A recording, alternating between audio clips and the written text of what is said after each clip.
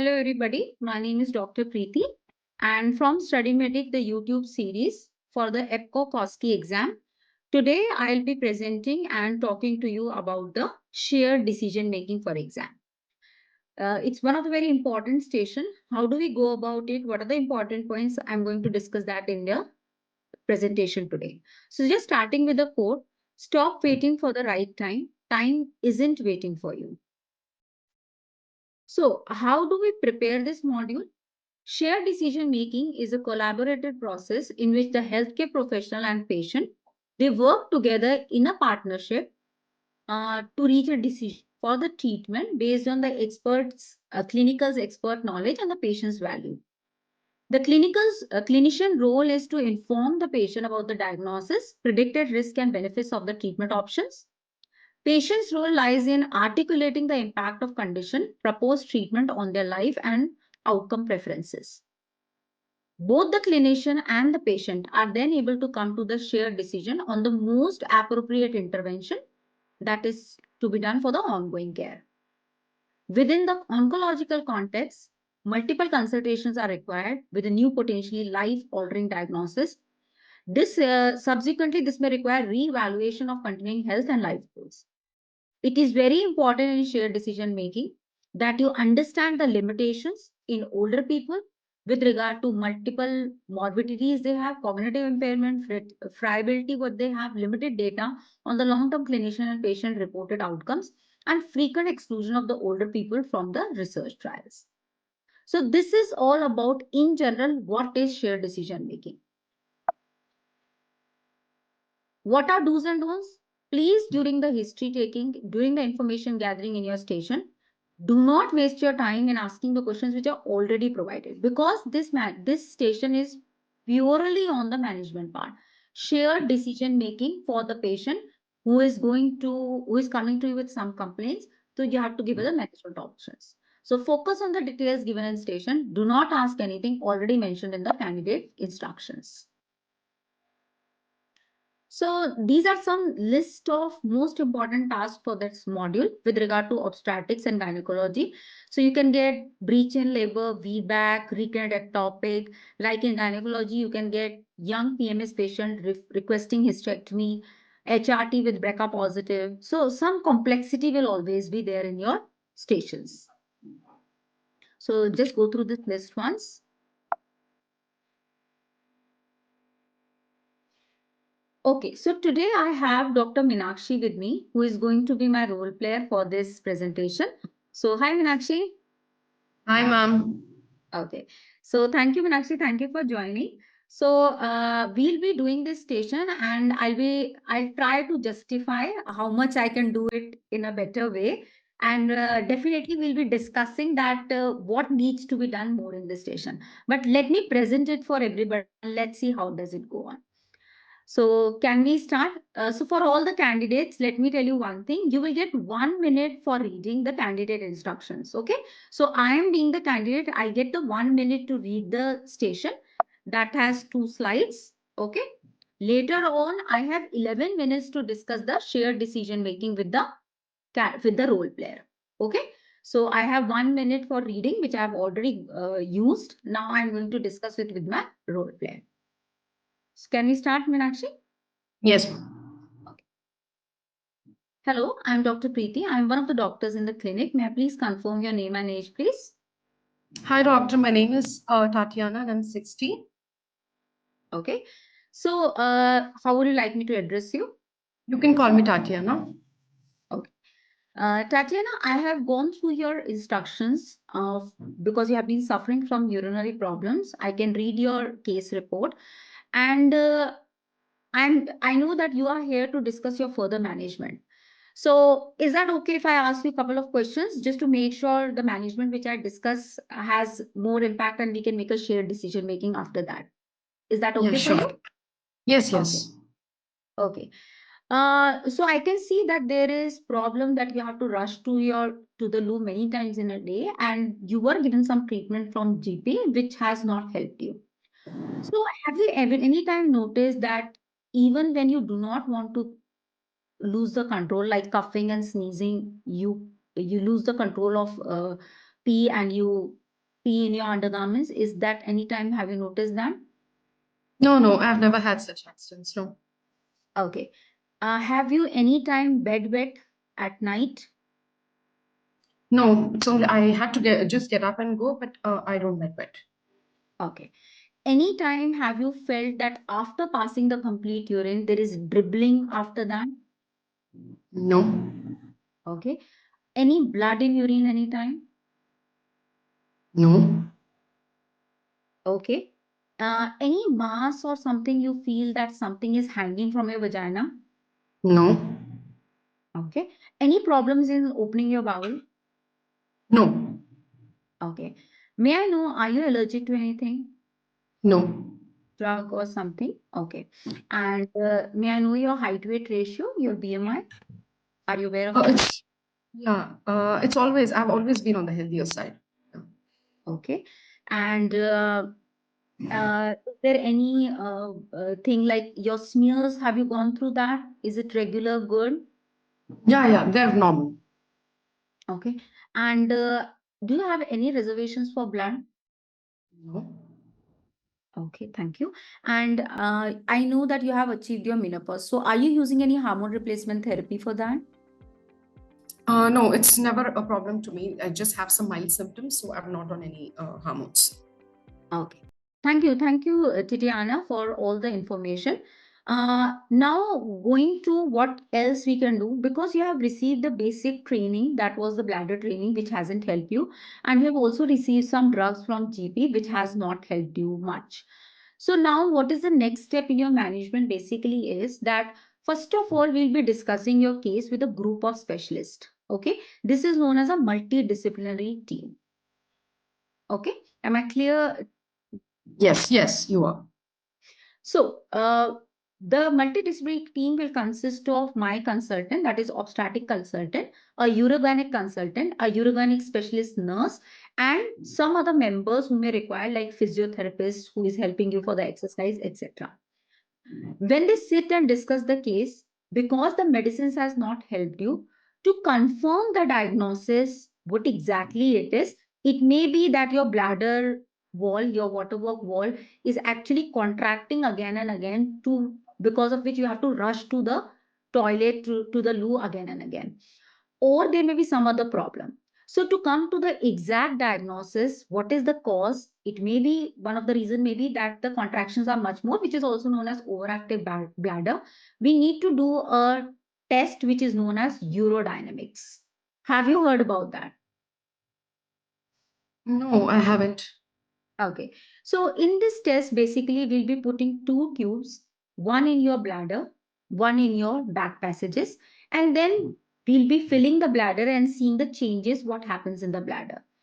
During that time, we'll also ask you to cough or sneeze to see whether actually there is no leak when you cough or sneeze. Okay, so this will give us the correct diagnosis that, okay, if it is a overactive bladder, that is the bladder walls are contracting, the muscles are contracting again and again irregularly. So we'll come to the exact diagnosis for that. Okay. Okay. Because your history and whatever your complaints you have gives us that diagnosis, to reconfirm, we'll do a urodynamics. Now, once the urodynamics confirms that, okay, it is a overactive bladder where there are irregular contractions in the bladder muscles, we'll be giving you another option, which is basically giving injections in the bladder wall. These are basically the Botox injections. These are very commonly used these days for the face therapy, if you know. So these are the same injections which are taken, uh, and they are given in the bladder lining, the wall of the bladder, in the muscles of the bladder, to make sure that these irregular contractions stop. Okay, are you with me, Tatiana? Yes. I get Any it. questions so far? No, it's just that I'm just thinking over because I've been, having this problem since 1 year. So maybe I'll just think about this test which you were telling me. So I think I should undergo that because I want a solution for my problem. Yeah. Yeah, I'm really sorry that it's hampering your quality of life as well. But don't worry, I'm here and my team is there to support you. So basically, when we give these injections in the bladder wall, uh, usually the patient responds well. Okay. After somewhere around 12 weeks, we'll call you back and check whether the things are okay or not. So we give a low dose initially. If it is required, that means you are partially good with that. We may increase the dose later on. Okay. But we require some time to see whether that injection is helping you or not. Just to give you complete information, because it is something which we are going to do invasive, there is a slight risk of infection. Okay. Also, sometimes bladder walls get so relaxed that retention occurs, urine retention occurs in the bladder. So we will teach you that you can, through your urethra, through your opening of from where you pass the urine, you can pass a tube which is known as a catheter, and you can bladder self-catheterize it and empty the bladder if in case you suffer from the problem that you are not able to pass the urine. Okay, in case if the retention occurs.